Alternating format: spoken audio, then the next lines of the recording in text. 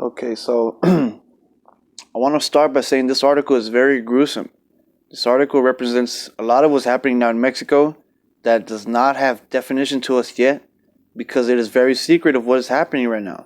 This article is explaining that something fishy is happening in Mexico that we are not aware of because it is secret to us. There's things going on that we are not aware of. This is by El Diario here in Mexico.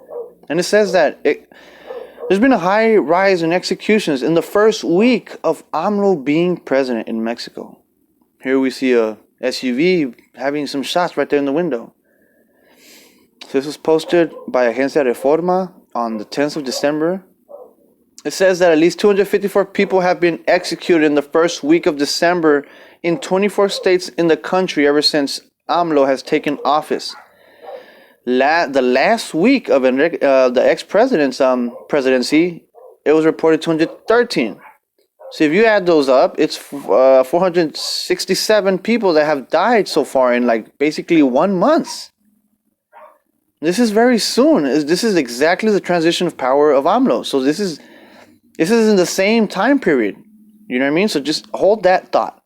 Los hechos incluyeron enfrentamientos armados entre grupos criminales, multi-ejecuciones, ataques fuerzas de seguridad, víctimas con señas de tortura, fuck. So,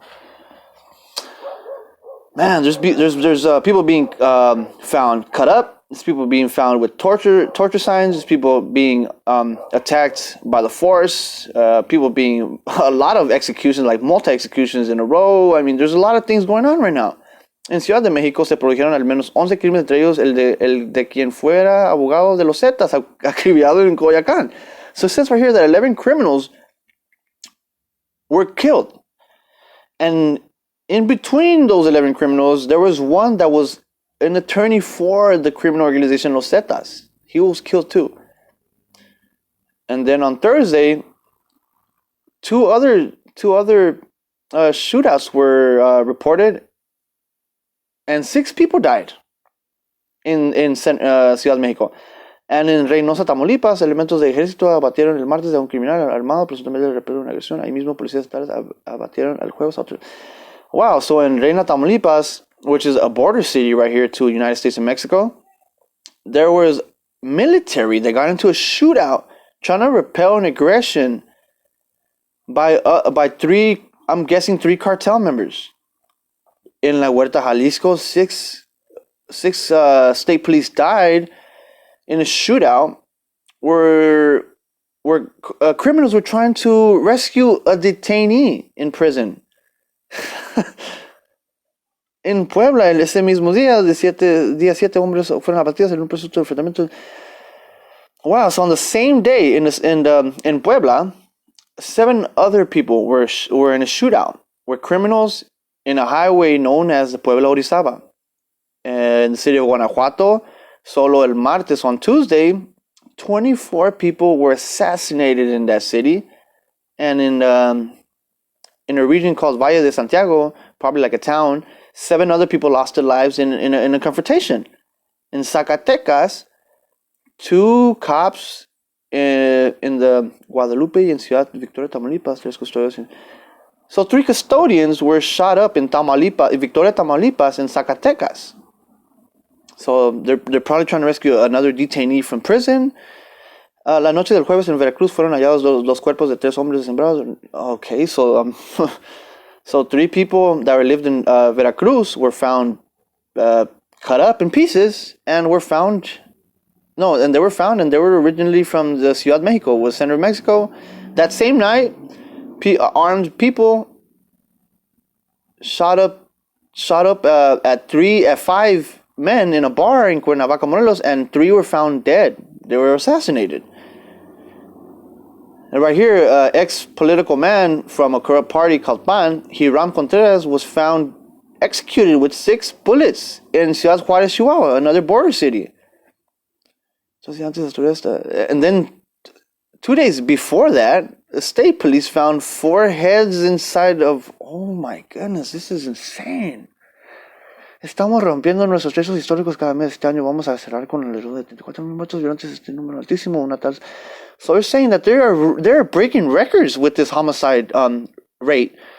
And I'm sorry, it's just this is amazing because, like I'm telling you guys, something's going on that we do not know about.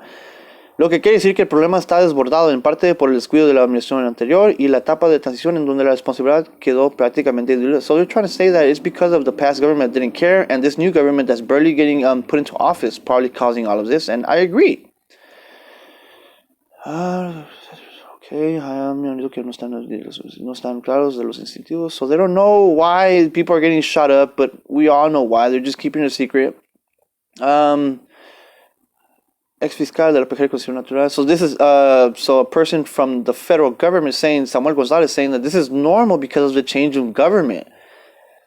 En nuestros análisis, los temas de seguridad están vinculados con un tema de gobierno. Siempre tienen un aumento en los delitos casi en todos los estados desde la votación de la toma de gobierno y es natural porque se pierden.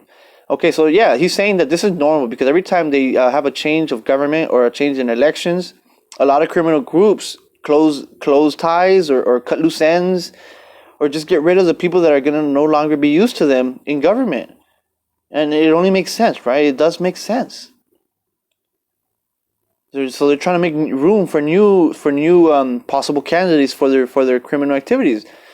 So they're saying here that they're practically saying that all of these people, these cartels members, are getting rid of loose ends or people that are no longer going to work for them, no longer going to be useful to them. Yeah, that's savage. But I want to put the real target on Andrés Manuel López Obrador. And I go for this president, but he doesn't have no security. He's not scared of the cartels. I mean, he's been found on articles, or he's been saying that he's been getting detained at federal highways by these cartel organizations, and they let him free. I mean, there's an article where I seen where this one mafia caught him driving to the federal highway, and they stopped him, and the dude that had the walkie-talkie told the boss, like, "Hey, look, we have the peje right here," and they call him peje because he sometimes talks slow, right? So he told the boss, like, "Hey, we have the peje right here. What do you want me to do with him?" And the boss said, "Leave him alone."